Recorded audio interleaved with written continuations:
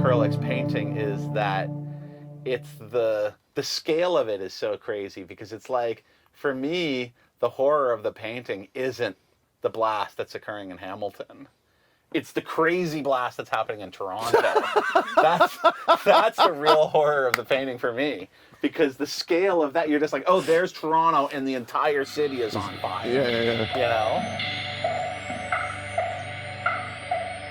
We had conceived of doing an album together, an improvisational album, Colin playing his instrument, saxophone or guitar, and me doing electronics and playing keyboards. That was the basic premise, that we had blocked out a period of time and we were scheduled to make a record together with no real preconceived notions of what that would be. My recollection of it was that it was very, very shortly after the war in the Ukraine had started. And so this idea of like nuclear attack was just kind of omnipresent. Like, a lot of people were talking about it, or a lot of people I knew were talking about it. To be clear, we didn't set out to make a record about a nuclear blast or about William Kurelek or anything.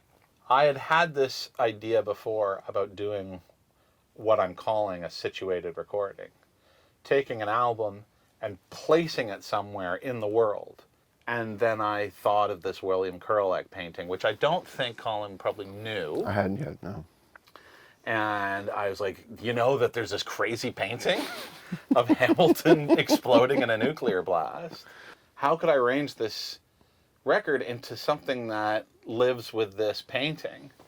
And as I listened back to it, it just seemed so fortuitous. It seemed, I felt like every song perfectly worked with one idea of this kind of chronology of a nuclear blast.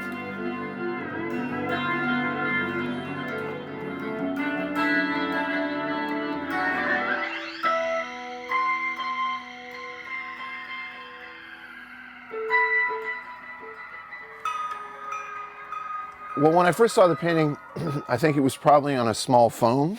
And I was like, wow, that's crazy. Especially, like you said, linked to everything we were saying in terms of the mood and the time, the sort of socio-political climate that was sort of surrounding it. But then I actually went to the gallery and saw it in person, and that sort of imprinted in a different way. The effect was a little more visceral in person. It's a pretty profound work, beautiful in a strange way. Confronting a nuclear blast is confronting something like, you're dealing with like geologic time and a geologic event that is so intense and hard to wrap your head around. Almost like thinking about like horror or something like that, like cosmic horror. This event is something that eclipses our anthropomorphic time scale, and that's a sort of existential horror. Exactly. Yeah. Is that you're thinking about something where you're attempting to grasp something noetically that you can't. It's something that eclipses your comprehension. Exactly.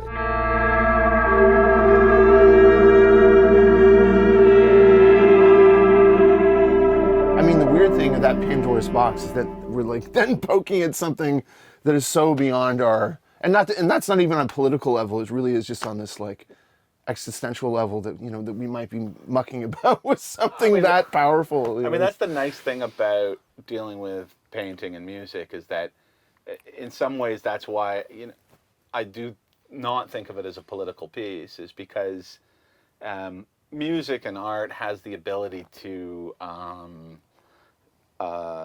get in touch with that particular feeling in a way that that ideology can't. Ideology can't, exactly.